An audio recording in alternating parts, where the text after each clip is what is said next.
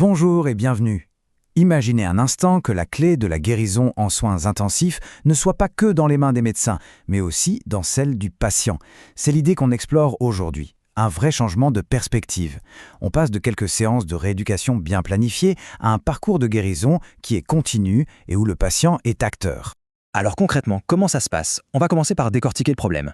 Ensuite, on verra ce nouveau parcours en 3 phases, les outils qui permettent aux patients de prendre les commandes, le rôle qui est absolument crucial de l'équipe soignante, et puis on se projettera un peu dans l'avenir de la réadaptation. Allez, c'est parti. Le truc, c'est que le combat le plus important en soins intensifs, c'est pas toujours celui qu'on croit. Pendant que toute l'équipe médicale se bat contre la maladie, l'infection, la défaillance d'organes, il y a une autre menace, silencieuse, qui s'installe. Une menace qui vient du fait même d'être alité. Et les conséquences de cette immobilité, elles sont terribles. Ça va bien au-delà de la simple faiblesse physique. On parle d'atrophie musculaire, bien sûr, mais aussi d'une baisse de la capacité respiratoire, d'une perte d'autonomie. Et puis, il y a l'impact psychologique, une vulnérabilité émotionnelle, un sentiment d'isolement, la peur. Tout ça peut vraiment freiner la guérison. Bon alors, comment on fait pour lutter contre ça?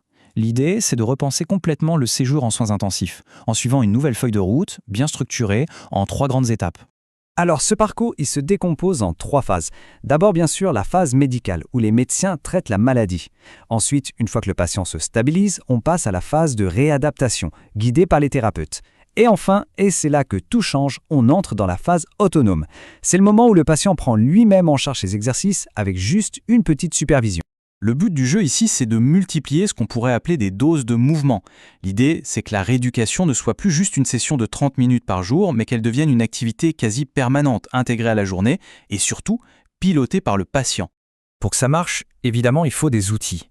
Des outils pour le patient, mais aussi pour l'équipe soignante. Et il y a 2 concepts qui sont vraiment au cœur de cette approche.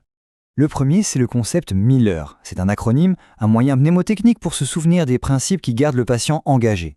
Motivation, intensité, un côté ludique pour que ça reste plaisant, encouragement pour donner le pouvoir au patient, et bien sûr, la répétition. Et ce terme Miller, il ne l'est pas choisi au hasard. Il fait penser à un coureur de demi-fond. C'est une métaphore assez juste en fait. La guérison, ce n'est pas un sprint de 100 mètres. C'est une course d'endurance qui demande un bon rythme, de la ténacité et de la résilience pour franchir la ligne d'arrivée. Le deuxième outil, c'est le principe FIT-VP. Ça peut paraître un peu technique, mais en gros, c'est un cadre qui aide le patient à ajuster lui-même sa dose de mouvement.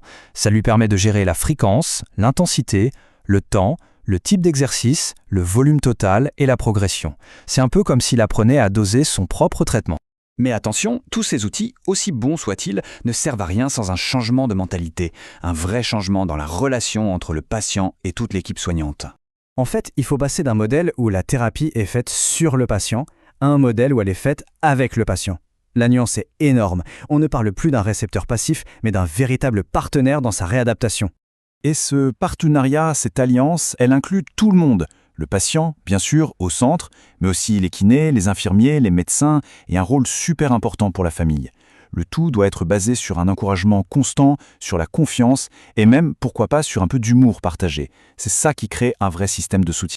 Alors concrètement, ça donne quoi?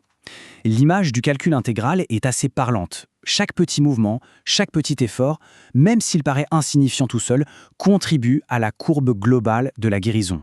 Imaginez 10 petits mouvements, 10 flexions du bras ou de la jambe dans une journée. Ça ne semble pas être grand-chose, n'est-ce pas? Mais voilà, 10 mouvements par jour, répétés pendant des semaines, ça fait plus de 700 mouvements à la fin.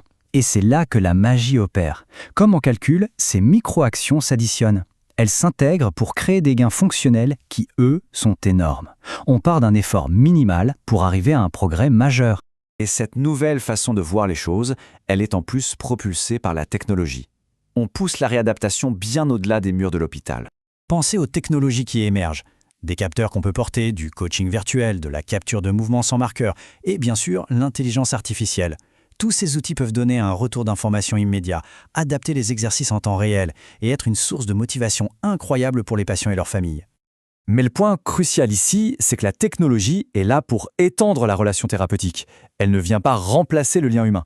L'IA et tous ces outils, ils sont là pour aider le kiné, pour augmenter son efficacité et pour permettre de multiplier ces fameuses doses de mouvement dont on parlait. On arrive donc à la conclusion qui est vraiment le cœur du sujet.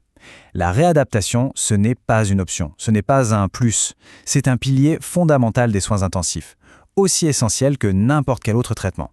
Et ça nous amène à une dernière question, une idée assez puissante qui change vraiment notre regard sur ce que veut dire guérir. L'idée, c'est que la guérison, ce n'est pas juste un retour en arrière, une tentative de retrouver ce qu'on a perdu. C'est bien plus que ça. C'est une recréation de ce qui peut être regagné. C'est un voyage où les patients sont accompagnés pour retrouver une vie renouvelée. En leur donnant le pouvoir d'être des partenaires actifs, on ne les aide pas seulement à guérir, on les aide à se réinventer, pour retrouver une vie pleine de sens.